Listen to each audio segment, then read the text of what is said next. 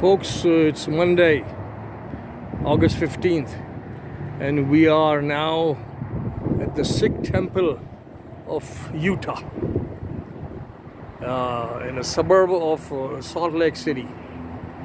We are here, and I've talked with inside with the temple priest, the Gurdwara priest, and he called the chairman of the committee, another Mr. Singh, a very nice gentleman. He called me back immediately, and he's sending someone to meet with us. Ummah Broadcasting Media Company of Rolla, Missouri. And this is the Sikh temple of Utah in the capital, Salt Lake City. This is where we are. This is Taylorsville. The suburban town is called Taylorsville. And we will show on the sign on the road here where it says Sikh Temple of Utah. And that's coming up, the sign. So folks, these people are extremely friendly. They have seen our press card, and there was not an iota of resistance. And this is, they are very nice and friendly folks, and hopefully we will have, the gentleman is coming, so we will have a meeting inside the Gurdwara, inside the Sikh temple in the next 20 minutes. And if you see the mountains behind there also.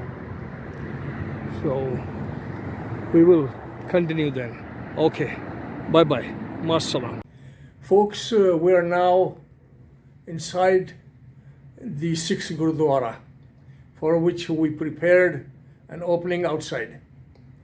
And this is inside the Guru Nanak's image in the Gurdwara. Today, of course, is Monday, August 15th, 22. And this Gurdwara's nice management has been very kind with us. Really very kind with us, Ummah Broadcasting Media Company of Rolla, Missouri. And hello, Mr. Prithpal Singh. Hi, how you doing? Very nice, sir.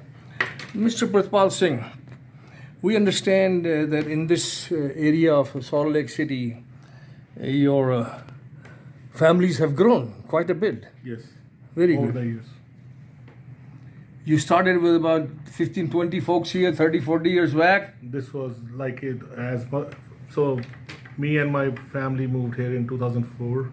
Come close and Yeah, speak. me and my family moved here in 2004, and the stories we heard in the 80s or 90s, we just had very few people here, maybe like 15, 20 people at the most. And then eventually the congregation grew, and it has been growing ever since. So it's been pretty good. So Salt Lake City has grown. And you guys are about 300 families now. Yes. Oh, very nice. And you are a good businessman. And we are moving towards 10, 20 gas stations very soon. It's a wishful thinking. No, my friend. Yes. Next time I drive through your city, you will have that many gas stations and maybe 2-3 motels. And I will stay at your motel. That too. Right now I'm staying in a dingy little motel in Provo. Oh, Provo. Because affordable, because it's costing a lot of money. Our American economy has gone down to the cancer. Yeah, From the 50, 55 years back. So let's first talk economy. What is your gut feeling, honest, sincere, ethical feeling? Not about the 300 families only, but about the working class. You are still a working class American. You started as a working class, your roots are working class American. What do you really think?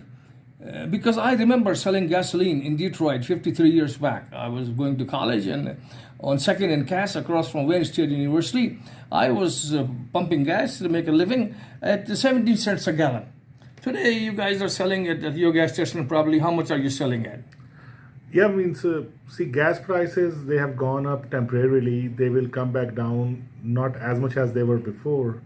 But the thing is, because of the war in the Eastern Europe region, or like with Russia and Ukraine, that's my personal belief that the gas companies are minting money, using that as a reason. What do we American working class have to do with this war in the Europe between the Europeans? Yeah, Why so- should we taxpayers finance anything in the Europe?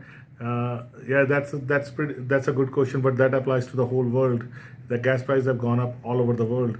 It's the private gas companies, they make money from this, and the government needs to step in, and they need to make some serious decisions about everyday Okay. people suffering because of. Government should step in. So, because my background is petrochemical also, I've been an engineer, I've been in this business decades, in petrochemical and pipelines and refineries and so forth. So technically, I know what I'm going to say.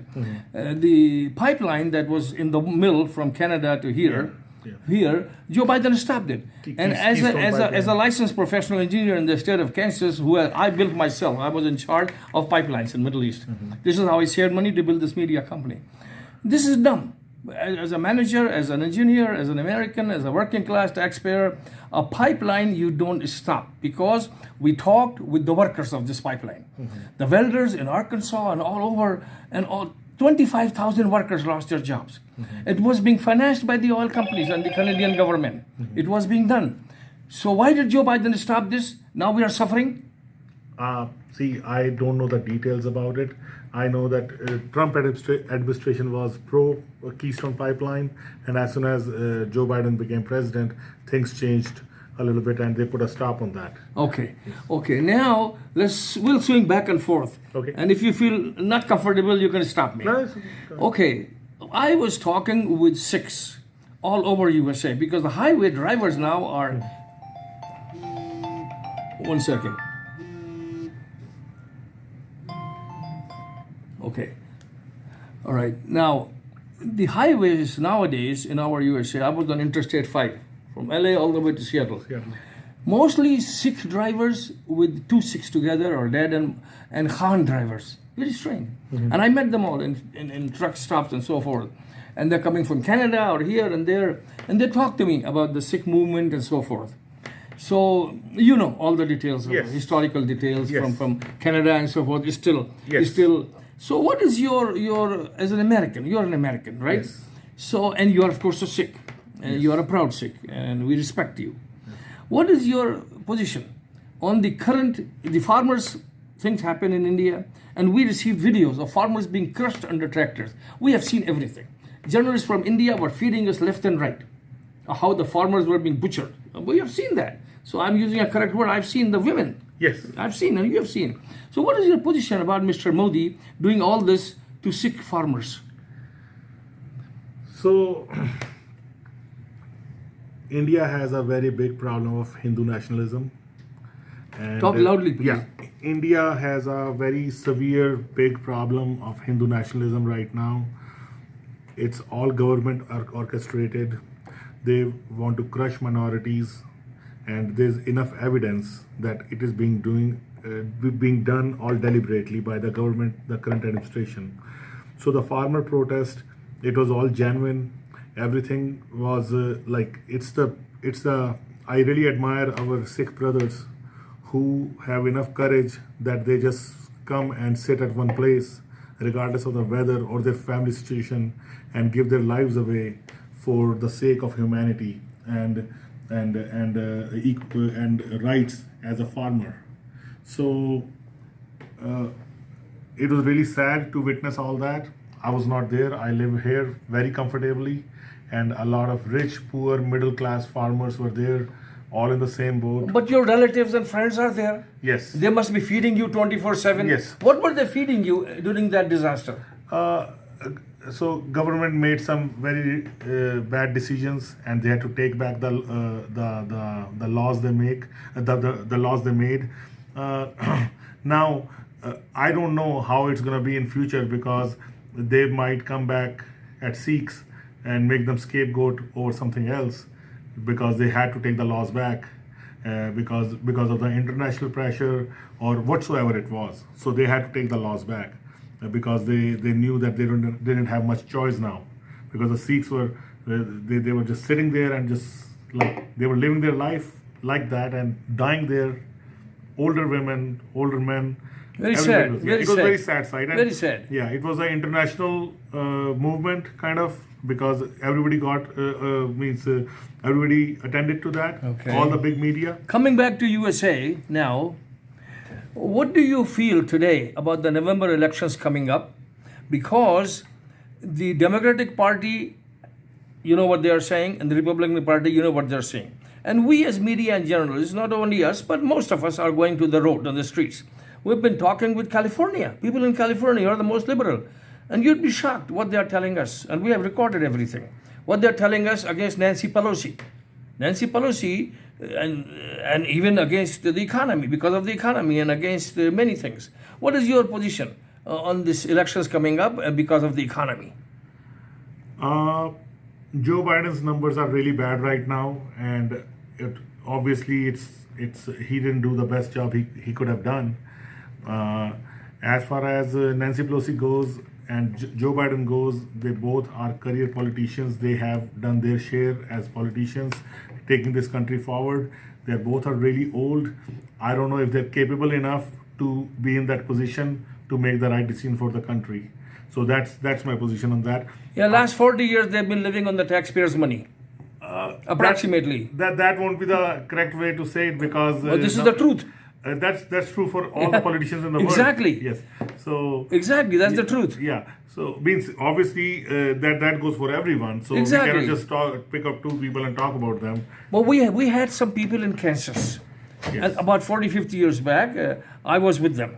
There was one in Kansas, all Republican. Yes. But we had a district attorney, Danny Moore, Democrat. And when the Congresswoman Jan Myers, Republican, retired, we supported Danny Moore, Democrat, to become the congressman. And Danny was like you and me, working class. So there are people. And these were the people. I could pick up a phone and call them. I could pick up a phone and call Bob Dole and Kesabaum 40 years back. These were very powerful senators than Danny Moore. Yeah. I sent a fax to Danny one time, just a handwritten fax.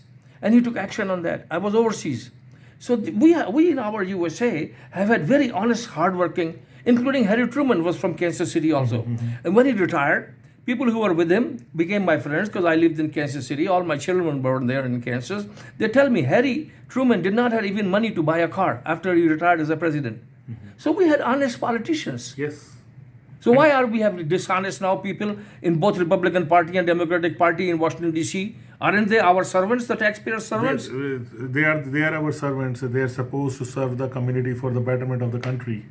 But so I think they lost that on the way, and they have been selfish. They have been self-centered, and world is changing. And I don't support either party when it comes to corruption.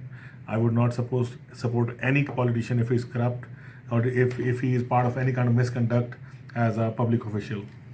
Okay, great, Mr. Pratpal Singh. We will finally close it on the local politics. Go ahead. As we were discussing before, and I don't know this lady. And someone introduced me here, an American Somali, Mr. Muhammad Ali, to a lady here who works in the mayor's office. She's an American Somali, Miss Fatma Dirdi. She just called me while I was sitting in your Gurdwara here. She called me and she has arranged an appointment with me tomorrow. I'll meet at 12 noon. When I'll start driving from here, I will interview her also. Okay. And she's a person of color. She's a dynamic lady on the phone. She has talked. Tomorrow I will know in person. We evaluate people in person. So we will leave it here like that, unless you want to say any further on this, because what we are finding in discussions about Ms. Fatma Dirri, she's running for, I believe, Utah House of Reps. Yes. Utah House of Reps, which is a good position to As start much as I with. know, yes. And she's a good communicator, and she's a person of color, like you and us are. And the people of color in our USA, and we call the people of color working class whites, blacks, Sikhs, us, Yes. Muslims, and blacks, and Hispanics, and natives. And we are about 55%. We are the decider in the elections. Yes. So what we like to say about this election, she's running now, she's not, about Ms. Fatma Dirri's election. If you want to say anything, because we will show this to her tomorrow also. So I really admire her for running for this position. We need inclusion. We need everybody to be included. People of color, people of different faiths, people of different appearance. Me, myself, being a person of different appearance in America, I get really... You are a handsome man. Thank you. I get really disheartened when in today's politics or today's system in America, they try to portray an American as a white man. That's not true. American is who makes this country better. So we are all Americans. We are all contributing to betterment of this country. We're gonna take this country forward. And I wish Fatima all the best, and I hope she prevails. And that will give way to a lot of other people of color to be the decision makers and policy makers in the future of this country. Ms. Dirri, hear this and come to this Gurdwara. Walk to the streets with these people and walk all over this area. Our prayers are for you. Yeah. Okay. Any last message you have for this thing? We will broadcast this on our channel. Any last message you have America, for SIKHS worldwide and SIKHS USA? Worldwide, yeah. Please do not let go of your turban. Our gurus made us like that. Keep it like that so that people recognize us more. If all the Sikhs wore turbans at the time of 9/11, there won't be as many casualties and they won't be killed just because they were very few in number. They were killed. Okay, thank you. Thank you. Thank you, Mr. Singh. This we're calling off now. This journalist Arshad Khan, Ummah Broadcasting Media Company of Rolla, Missouri. Bye.